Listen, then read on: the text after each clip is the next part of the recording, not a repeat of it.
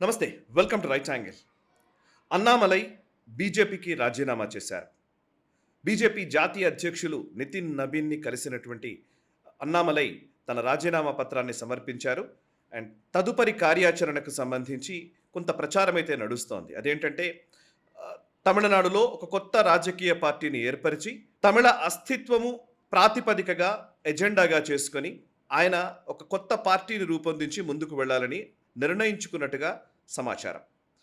So Annamalai నిజానికి ఆయన చేసినటువంటి ఇంపాక్ట్ గురించి ఆలోచిస్తే తమిళ రాజకీయాల్లో మొదటి నుంచి కూడా పెరియార్ రామస్వామి నాయగర్ దగ్గర నుంచి అన్నాదురై దగ్గర నుంచి ఆల్మోస్ట్ మొత్తం ద్రవిడ రాజకీయాలంతా కూడా సనాతన ధర్మ విరుద్ధమైనటువంటి భావజాలాన్నే కలిగి రాజకీయాలు చేస్తూ వచ్చారు. కొంతమేర జయలలిత నాయకత్వంలో కొంతమేర సనాతన ధర్మం విషయంలో కొంత సాఫ్ట్గా బిహేవ్ చేయవచ్చు కానీ బట్ ఓవరాల్ ద్రవిడ రాజకీయాలకు సంబంధించినటువంటి డిఎన్ఏలోనే యాంటై హిందూ అనే ఒక కాన్సెప్ట్ ఉంది. యాంటై హిందూ, యాంటై హిందీ ఇట్లాంటి కాన్సెప్ట్స్ తోటే తమిళ రాజకీయాలు నడుస్తూ వచ్చాయి. అట్లాంటి తమిళ రాజకీయాల్లో ఉన్నటువంటి ఒక వ్యాక్యూమ్లో అన్నామలై భారతీయ జనతా పార్టీని క్షేత్రస్థాయికి తీసుకువెళ్లడంలో కావచ్చు అండ్ భారతీయ జనతా పార్టీ రాష్ట్రీయ స్వయం సేవక్ సంఘ్ భావజాలాన్ని క్షేత్రస్థాయిలోకి తీసుకువెళ్లడంలో, దేశ సమగ్రత గురించి మాట్లాడడంలో, సనాతన ధర్మ వైభవాన్ని తెలియజేయడంలో నిజానికి చాలా సక్సెస్ఫుల్గానే నడిచారు. అఫ్ కోర్స్ ఆయనని పక్కకు పెట్టడం వల్ల ఆయన ముఖ్యంగా అలయన్స్ పార్ట్నర్స్తో ఉన్నటువంటి ఇబ్బందులు, దీంతో ఆయన రాజీనామా చేయాల్సి వచ్చింది. ఆయన రాజీనామా చేసి బయటకు వెళ్ళి వేరే పార్టీ పెట్టుకుంటున్నారు. అఫ్ కోర్స్ దీనికి బీజేపీ అధిష్టానం ఆశీర్వాదం ఉంటుందా లేదా ఇవన్నీ మనకు తర్వాత మనం డిస్కస్ చేయాల్సిన అంశాలు.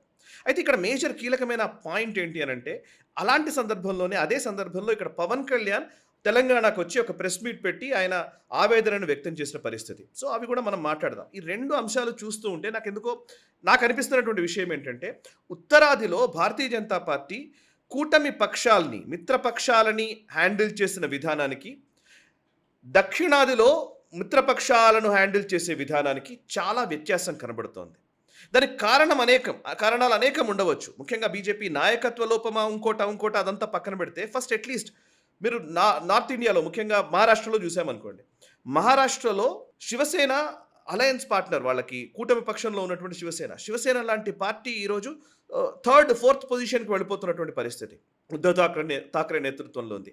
అటు ఎన్సీపీ కూడా కనుమరుగవుతున్నటువంటి పరిస్థితి కనబడుతుంది. ఎన్సీపీ బీజేపీలో విలీనమయ్యే పరిస్థితి వచ్చింది. అటు అకాలీదళ్ కూడా కనుమరుగవుతున్నటువంటి పరిస్థితి కనబడుతోంది.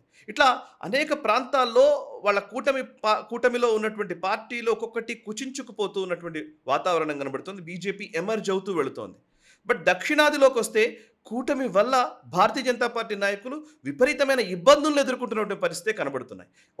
ఒకవైపు ఇబ్బందులు ఎదుర్కొంటున్నారు, ఇంకోవైపు దాన్ని హ్యాండిల్ చేయడంలో విఫలమవుతున్నారేమో అనిపించే పరిస్థితి కూడా వచ్చింది. ఫర్ ఎగ్జాంపుల్ ఇప్పుడు మన తమిళనాడులో అయితే అన్నామలై విషయంలో తమిళనాడులో అయితే అన్నామలై జాతీయవాద భావనలను తీసుకెళ్లే ప్రయత్నం చేశారు. కానీ అన్నాడీఎంకేకి అది పొసగలేదు. అన్నాడీఎంకే ఒత్తిడి మేరకు లేదా వాళ్ళ డిమాండ్ మేరకు అన్నామలైని కూడా పక్కన పెట్టాల్సిన పరిస్థితి బీజేపీ అధిష్టానానికి వచ్చింది.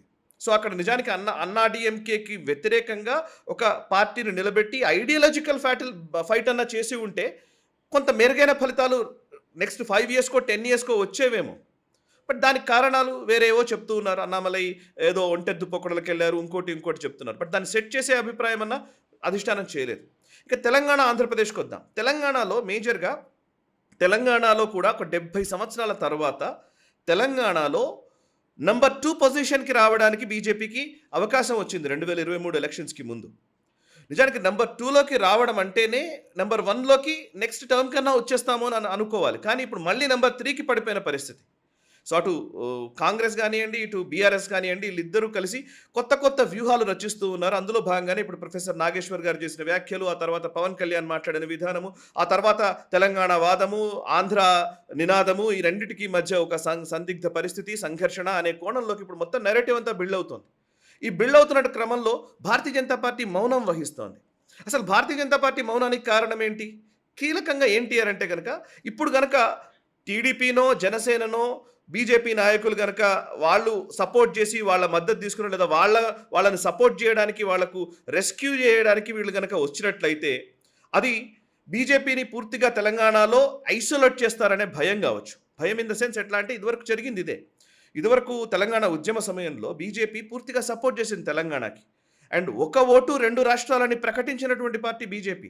ఏబీవీపీ విద్యార్థి సంఘాల్లో ఉస్మానియా యూనివర్సిటీ కావచ్చు, కాకతీయ యూనివర్సిటీలో కావచ్చు, ఏబీవీపీ చాలా సీరియస్‌గా వర్క్ చేసింది. తెలంగాణ ఉద్యమంలో కీలక పాత్ర వహించింది. తెలంగాణ జేఏసీలో కూడా బీజేపీ ఉంది. కానీ బీజేపీ కేవలం 2014కి వచ్చేసరికి 5 సీట్లకే పరిమితం అయిపోయింది. అది కూడా హైదరాబాద్ వరకే.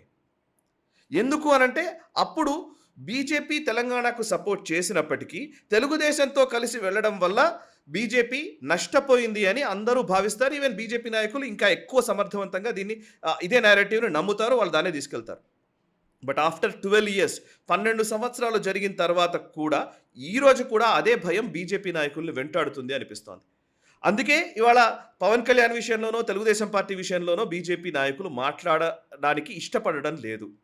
కానీ ఇది నిజంగా చెప్పాలంటే ఇది ప్రస్తుతం ఈ స్ట్రాటజీ సరైందేనా అనే ఒక క్వశ్చన్ నాకైతే వస్తోంది. ఎందుకు అనంటే బీజేపీ వాళ్ళ మౌనంగా ఉన్నంత మాత్రాన బీజేపీకి ఈరోజు లాభమేమీ జరగదు. ఎందుకు అనంటే మోదీ గారు లాంటి వ్యక్తి, ప్రధాని నరేంద్ర మోదీ గారు మొన్న హైదరాబాద్‌కు వచ్చినప్పుడు కూడా ప్రత్యక్షంగా డైరెక్ట్‌గా ఒక పర్సనల్‌గా చంద్రబాబు గారి ఇంటికి, అటు పవన్ కళ్యాణ్ ఇంటికి వెళ్లి కలిశారు.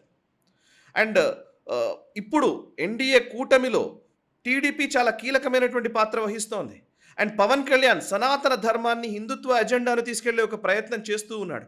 అండ్ పవన్ కళ్యాణ్ నిన్న ప్రెస్ మీట్లో మాట్లాడినటువంటి మాటలన్నీ కూడా దాదాపు బీజేపీ లైన్ ఆఫ్ థాట్‌కి దగ్గరలోనే ఉన్నాయి అన్నీ కూడా. ఎలాగంటే ప్రాంతీయ అభిమానం ఉండడం వేరు, ఇంకో ప్రాంతం పట్ల విద్వేషాన్ని చూపించడం వేరు, జాతి సమగ్రత, దేశ సమగ్రత అనేది ముఖ్యము. ఈ కోణంలో మనం ఆలోచించాలి అని ఆయన స్పష్టంగా చెప్తూ వచ్చారు. ఇదంతా కూడా దేశ సమగ్రత అనే లైన్, జాతీయవాదం అనే లైన్ ఇది బీజేపీ థాట్ ప్రాసెస్‌లో ఉన్నది. సో దాన్ని పవన్ కళ్యాణ్ చెప్పే ప్రయత్నం చేస్తున్నప్పటికీ బీజేపీ పవన్ కళ్యాణ్‌కి సపోర్ట్ ఎందుకు ఇవ్వట్లేదు అనేదే అసలు క్వశ్చన్. అండ్ సనాతన ధర్మం విషయంలో ఇప్పుడు మనం ఆలోచిస్తుంటే కూడా అండ్ ఇదంతా కూడా పవన్ కళ్యాణ్‌ని లేదా చంద్రబాబు నాయుడుని టార్గెట్ చేస్తున్నారా? లేకపోతే అసలు ఎన్డీఏ కూటమిని విచ్ఛిన్నం చేసే ప్రయత్నం చేస్తున్నారనే చర్చ కూడా ఇంకోవైపు నడుస్తోంది. వై? బికాస్ కాంగ్రెస్ కోణంలో ఆలోచించి చూస్తే కాంగ్రెస్ పార్టీలో 2 వర్గాలు నడుస్తున్నాయి. ఒకవైపు రేవంత్ రెడ్డి, ఇంకోవైపు రేవంత్ రెడ్డిని గద్దె దించడం కోసం చేస్తున్నటువంటి ఒక ప్రయత్నాలు చేస్తే ఒక లాబీ చేసేటువంటి వర్గం. ఇప్పుడు ఇవాళ రేవంత్ రెడ్డి అనంటే రేవంత్ రెడ్డి చుట్టూ ఉన్నటువంటి ఆవరా, ఆయనకు ఉన్నటువంటి ఒక షీల్డ్ ఏంటి అనంటే కనుక ఆయనకు తెలుగుదేశం ఎకో సిస్టమ్ నుంచి వచ్చినటువంటి వ్యక్తి, అటువైపు నుంచి ఆయనకు సపోర్ట్ ఉంది. ఎట్ ద సేమ్ టైం ఒక బలమైన సామాజిక వర్గాన్ని రిప్రజెంట్ చేస్తున్నారు. అండ్ అది కాక తెలంగాణ సమాజంలో ఒక నెక్స్ట్ ఇంకొన్ని ఒక 5 ఏళ్ళు 10 ఏళ్ల పాటు ఒక విజన్ కలిగినటువంటి నాయకుడిగా తనను తాను సుస్థిరపరుచుకుంటూ ఉన్నారు. సో ఇట్లాంటి టైంలో ఆయనను ఐసోలేట్ చేయాలి అనంటే, ఆయనకున్నటువంటి అడ్వాంటేజ్‌ని తీసివేయాలి అనంటే తెలుగుదేశం ఫ్యాక్టర్ చాలా కీలకమవుతుంది.